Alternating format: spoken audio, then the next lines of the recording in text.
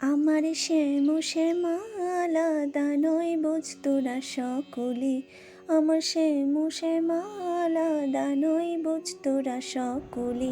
তাতে জাক জমক না থাকে রে, ভক্তি থাকবে সর্বক্ষণ। জাক জমক ও মা, জাক জমক না থাকে রে, ভক্তি থাকবে সর্বক্ষণ।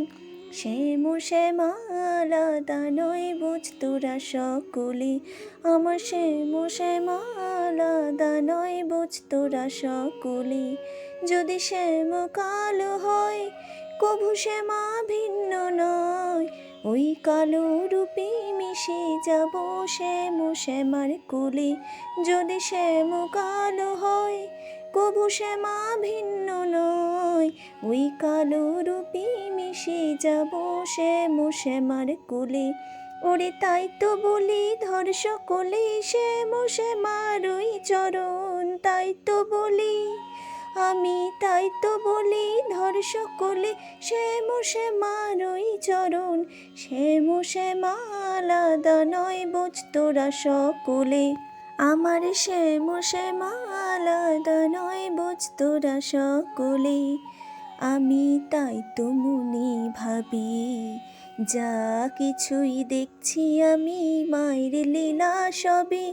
আমি তাই তো মনে ভাবি, যা কিছুই দেখছি আমি মায়ের লীলা সবে। ওরে লীলা করিস না, আমি বুঝতে পারি না, তোর লীলার জালে ফেসে গিয়ে হয়েছি গৃহত্যাগী।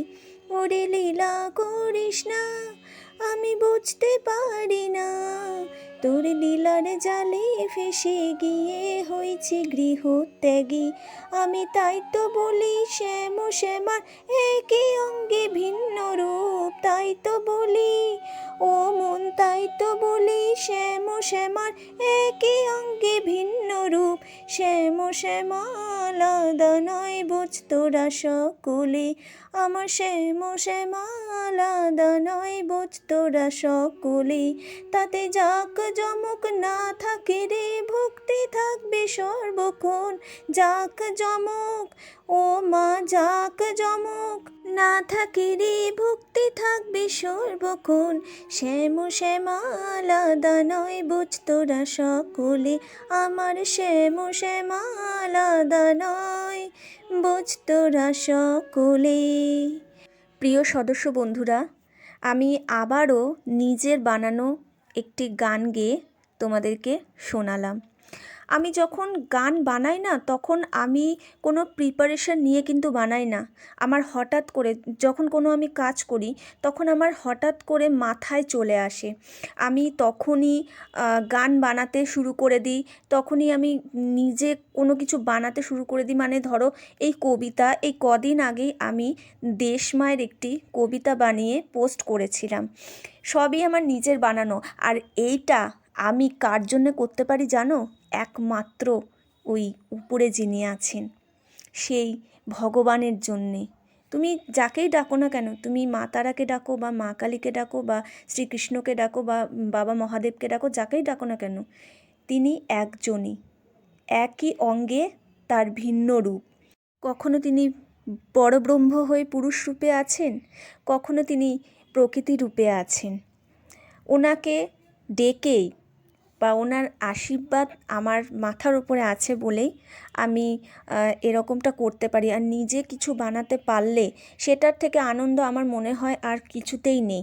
যেমন আমি ধরো আমি ঠাকুর বানাই, আমি নিজে যখন ঠাকুর বানাই না, সেই ঠাকুরটা যখন পুরোপুরি আমি গড়ে ফেলি, তখন আমি না বিভোর হয়ে দেখতে থাকি যে এটা তো আমারই সৃষ্টি করা, আমিই তো বানালাম।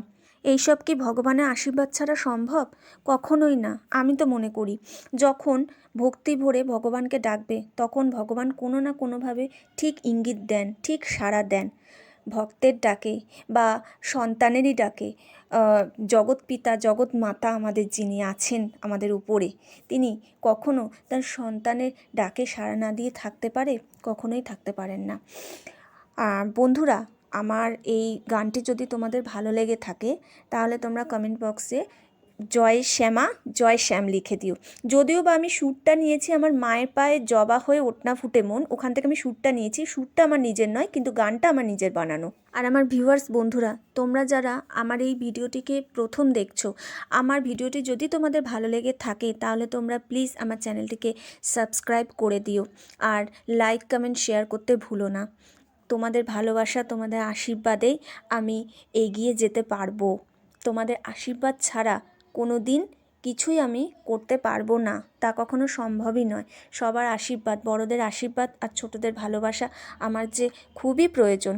যাই হোক, তোমরা সুস্থ থেকো, ভালো থেকো, এবং নেক্সট কোনো ভিডিও ছাড়লে তোমরা তখন সঙ্গে থেকো।